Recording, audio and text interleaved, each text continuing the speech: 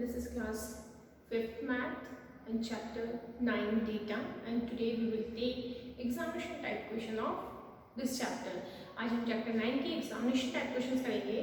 So question number 6 is this table shows the number of absentees in a class. एक class में number of absentees है वो show करता है जो day 1 से day 5 तक है. एक week में 1 week में day 1 से 1 2 3 4 5 डेज में कितने स्टूडेंट्स एब्सेंट है डेली, वो हमारे पास डेटा गिवन है. इसके लिए हमें एक बार ग्राफ बनाना है.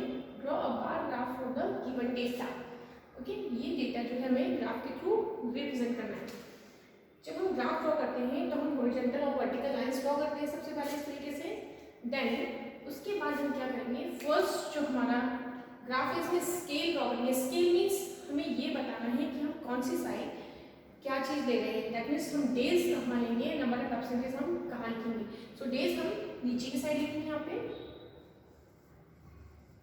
डेज. ओके, एंड यहाँ लिखेंगे हम नंबर ऑफ एब्सेंटेज, नंबर ऑफ एब्सेंटेज इस तरह से. अब यहाँ पर हम इक्वल डिस्टेंस पे, बराबर डिस्टेंस पे हम इन्हें मेंशन करेंगे, लिखेंगे. यानी जैसे यहाँ हम 0 मानेंगे सबसे नीचे, देन यहाँ पे 10, ओके, देन 20, 30, 40, 50 एंड 60.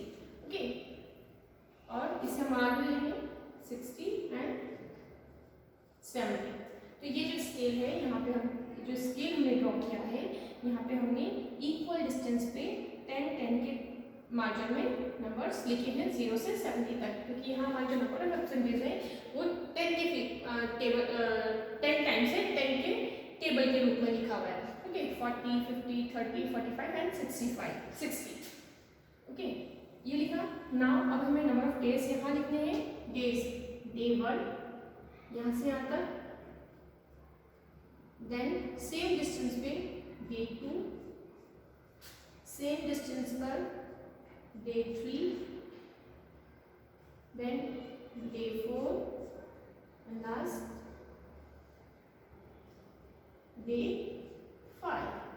ओके, तो हम ग्राफ जब ड्रॉ करेंगे तो सबसे पहले हम यहाँ पे डेज लिखेंगे, क्योंकि यहाँ डेज गिवन है. डेज के साथ में नंबर ऑफ एब्सेंटेज ये है कि हर 1 to 5 डेज में कितने स्टूडेंट्स एब्सेंट है, कितने स्टूडेंट्स एब्सेंट है. तो एब्सेंटेज हम यहाँ लिखेंगे. ओके, नाउ अब हमें क्या करना है, नंबर ऑफ डेज यानी जो 1 है फर्स्ट डे में 40 एब्सेंटेज है, तो 1 में 40 एब्सेंटेज है, तो उसे हम यहाँ मेंशन करेंगे. देखो यहाँ से 1 लेंगे हम, और यहाँ से 40 आया तो 40. इस तरीके से हम द स्केल बार्स बनाएंगे. इस तरह से हम लाइंस ड्रॉ करेंगे. यस, देन इस लाइन को यहाँ से क्लोज कर देंगे. तो ये बार बन गई 40 सेंटीमीटर, जो 40 एब्सेंटेज है वहाँ पे. नेक्स्ट है सेकेंड डे में 50 स्टूडेंट एब्सेंट है. ओके, तो सेकेंड यहाँ से चलेंगे. 50 कहाँ पे आ रहा है, इधर आ रहा है, यहाँ आएगा. इस तरह से मेजर करेंगे 50. तो यहाँ से हम मिलाएंगे इसको इस तरह से, एंड देन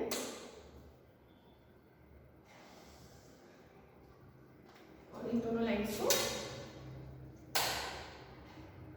यहाँ से मिला देंगे. ये हो जाएगा 50. तो डे सेकंड में 50 एब्सेंटेज है, देन डे 3 में कितने एब्सेंटेज है, 30. तो हम यहाँ पे डे 3 में 30 एब्सेंटेज है. तो first we will draw the line.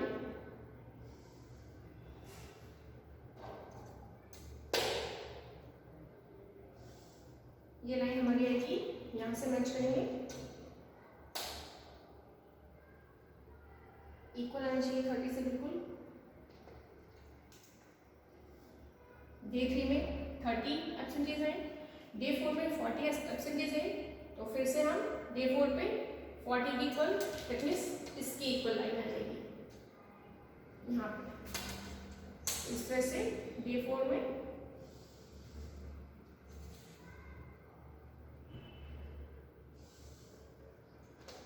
फिर से यहाँ से भी बार्स बनाएंगे। तो ये जो बार्स बनते हैं इसीलिए हम इस ग्राफ को बार ग्राफ कहते हैं, क्योंकि ये बार्स बन गए, इन्हें हम बार्स बोलते हैं। ओके, देन डे 5 में 60 एब्सेंटेज है, सो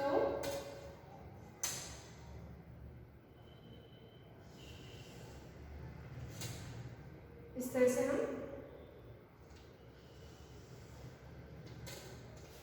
देन 60 यहाँ से बनाएंगे हम लोग। देखिए कहाँ आएगा, बिल्कुल स्ट्रेट यहाँ पर आएगा।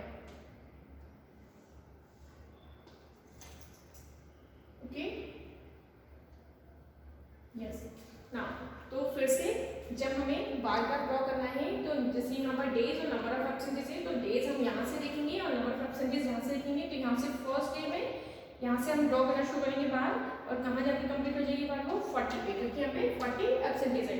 देन सेकेंड डे पे 50 एब्सेंटेज है सेकेंड डे में, तो यहाँ पे जब हम बार ड्रॉ करेंगे तो वो बार कहाँ जाके फिनिश होगी हमारी 50 पे, क्योंकि यहाँ से सेकेंड स्टार्ट होगा और यहाँ से 50। देन डे 3 में 30 एब्सेंटेज है, तो यहाँ से 3 से स्टार्ट करेंगे हम यहाँ से, और ये बार कहाँ जाके कंप्लीट होगा 30 पे। सेम एज 4 पे डे 4 में 40 एब्सेंटेज है, डे 5 में 60 एब्सेंटेज है, तो ये जो दोनों बार है, डे 4 वाला बार 40 डेज में जाके फिनिश होगा, एंड डे 5 वाला बार 60 डेज जहाँ हमारे एब्सेंटेज जहाँ हमारे कंप्लीट होंगे वहाँ जाके कंप्लीट होगा। Is it clear? Then next question is question number 9। Rajesh score following marks in annual exam. Rajesh ने एक एनुअल एग्जाम में सभी डिफरेंट सब्जेक्ट में स्कोर किया है, उस स्कोर को हमने इस ग्राफ के थ्रू शो किया गया है। यस, देन हमें बताना है कि इस ग्राफ को हमें केयरफुली रीड करना है एंड हमें क्वेश्चंस के आंसर्स देने हैं। Okay, so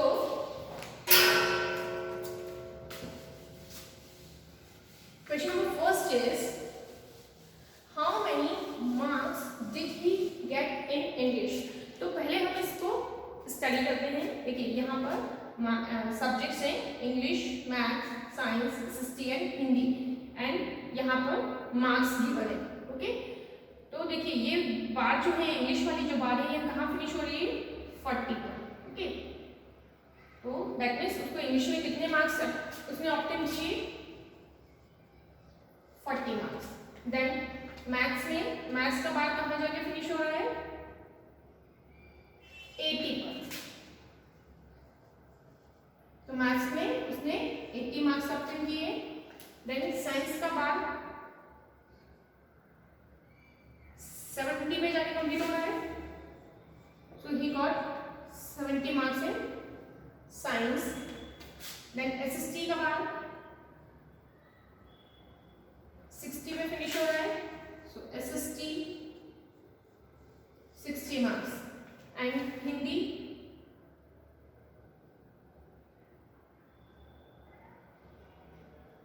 40 marks.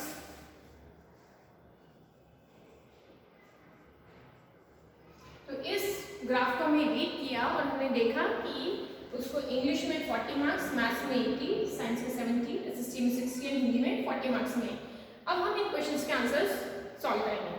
So first question is how many marks did he get in English. English में उसे कितने मार्क्स मिले 40 marks. So question number first का आंसर होगा 40 marks. Then how many marks did he get in science? Science में उसे कितने marks मिले साइंस में 70 मार्क्स, क्योंकि जो बार है हमारा साइंस का वो कहाँ जाके कंप्लीट हो रहा है 70 पे जाके होता है। Okay, so he got 70 marks in science. The next question, in which subject he got maximum and minimum marks? कौन से सब्जेक्ट है जिसमें उसे सबसे ज्यादा और सबसे कम मार्क्स उसे मिले? तो मैक्सिमम मार्क्स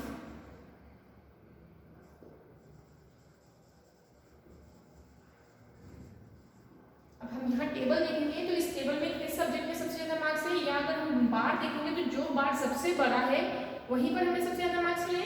तो कौन सा बार सबसे बड़ा आ रहा है? मैथ्स का।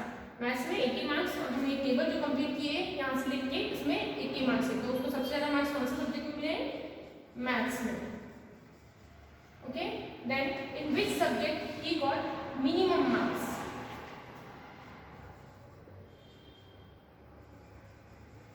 Minimum marks.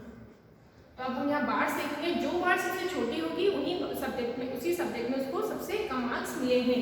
तो देखिए सबसे छोटी बार्स कौन सी है? 40 वाली, क्योंकि सबसे कम मार्क्स 40 मार्क्स है इंग्लिश और हिंदी में। तो यहाँ पे 2 सब्जेक्ट्स हैं, क्योंकि ये दोनों बार इक्वल है, दोनों 40-40 है, और सबसे छोटी बार्स है, या हम कह सकते हैं कि इंग्लिश और हिंदी में सबसे कम मार्क्स है 40 मार्क्स। ठीक है, तो यहाँ हम लिखेंगे English and Hindi. Okay, so is it clear? So now student, you will practice this sum at home and do other sums of this exercise. Thank you.